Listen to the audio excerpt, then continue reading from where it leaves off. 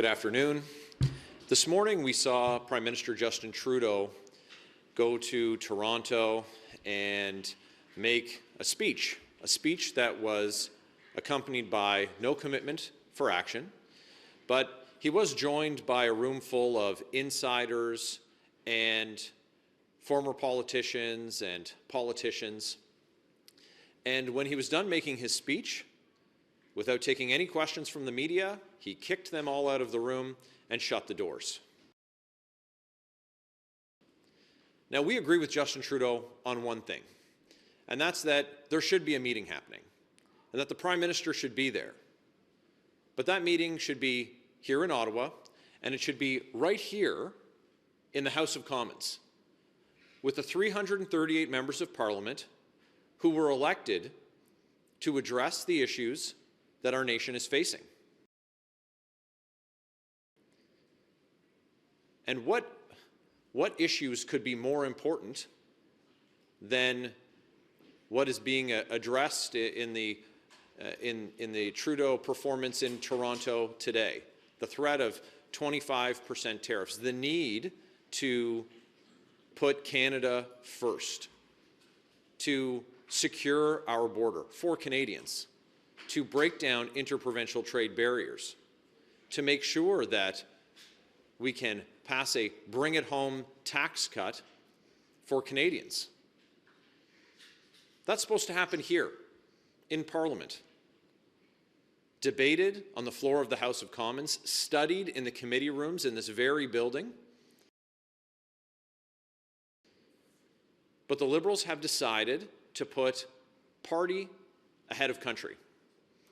And while Justin Trudeau performs in Toronto, the rest of the Liberals are lined up behind their leadership hopefuls like Carbon Tax Carney and Carbon Tax Christia, who have yet to pronounce on if they share Mr. Trudeau's view that Parliament isn't important. But look, the absence of them having said it underscores that we know that they don't see the value in putting country before party.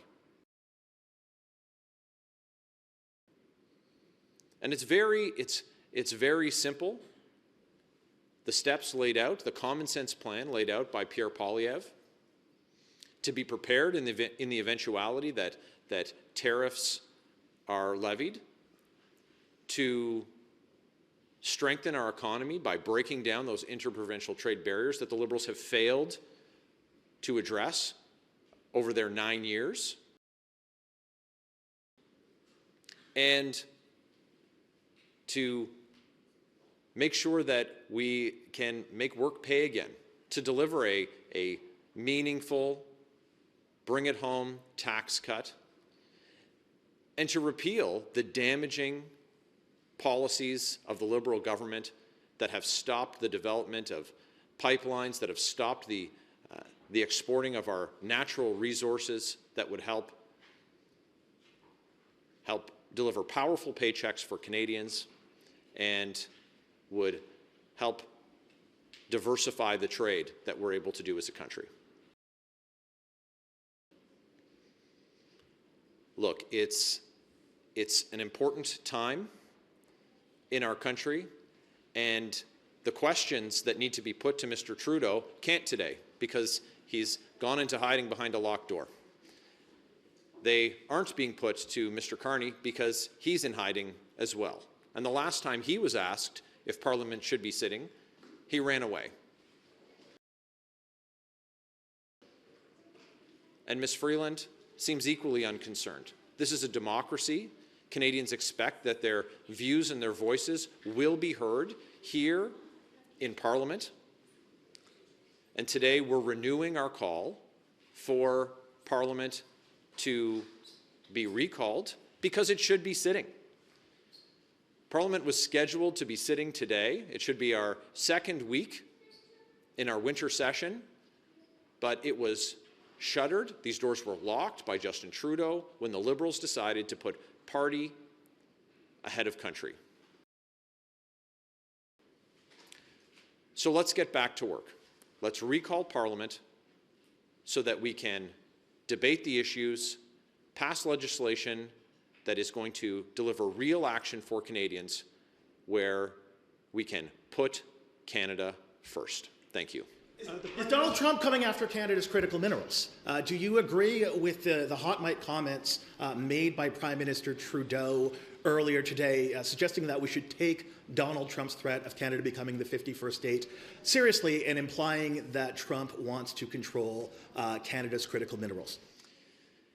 Dominic LeBlanc, the finance minister, and Justin Trudeau both told Canadians, just down the hall from here actually, that the comments by President Trump were made in jest and were not to be taken seriously. So we've been told for the last several months that these comments weren't to be believed. So now we find ourselves in a situation where they're saying that this sudden crisis has emerged with respect to these comments that for months they've said weren't to be taken seriously. The Liberals have an opportunity to address this very important question that you ask, and it should be addressed right here in the House of Commons. That's where Canadians expect us to protect our national interests, to make sure that we have relationships, and we have trade agreements, and we have partnerships that put Canada first, including and especially with respect to our natural resources. Does it concern you, though, that Canada's largest ally might be coming after our natural resources? I mean, and if you're in power, if you become government, what are you going to do about that? Well, look, we've been told by the people who were at the table that that these comments aren't to be taken seriously. That's not the case now. So if it is the case that Donald Trump is coming after our natural resources, what are you going to do about it if you're in government? If the assertion is that Mr. Trudeau was lying, then and that's your assertion, then it should be addressed here in the House of Commons. There were 338 members of Parliament elected. It's absurd that the Liberals have shut down Parliament so the debate can't happen about what we can do to put Canada first. What do we need to do to strengthen our borders? What do we need to do to have robust and diversified trade?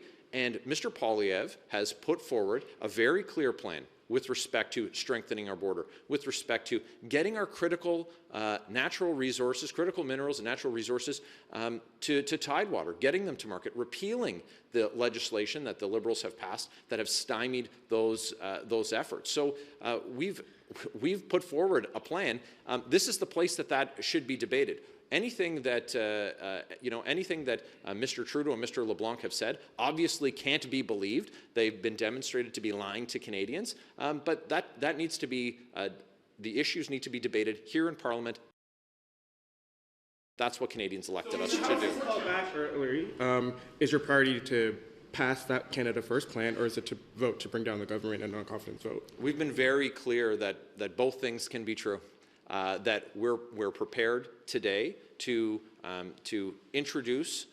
see the introduction of, debate, study, and pass legislation that does put Canada first, that secures our border, that breaks down those interprovincial trade barriers, that repeals the anti-resource development legislation that, like Bill C-69 that the Liberals have passed, and ensures that we can pass a bring-it-home tax cut for Canadians. We can address that issue, which the House is supposed to be sitting right now. We could be doing that, and then when that issue has been put to rest, we can deal with the matters of confidence, because Canadians are looking for a new government. They've seen that after 9 years, Justin Trudeau and the Liberals, they can't be trusted to protect Canadians' interests, and that's what should be front of mind for every single elected official and everyone who's running to be Prime Minister. Is what are they doing today to put Canada first? Are they in hiding, or are they prepared to unlock the doors of the House of Commons and let Canada's 338 members of Parliament do their jobs?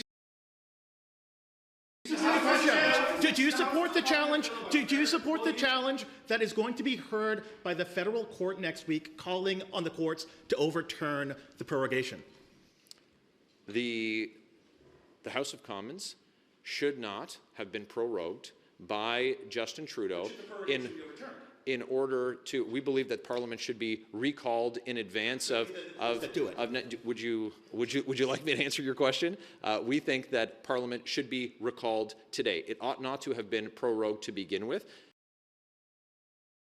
This is a very important time for our country. There was no surprise to Justin Trudeau in the beginning of January that we were going to be dealing with these issues. He should not have prorogued Parliament. It should be recalled today. That's what Canadians expect, and that's why we're calling on the government to recall Parliament and to put Canada first. Take action if Trudeau won. Thanks very much.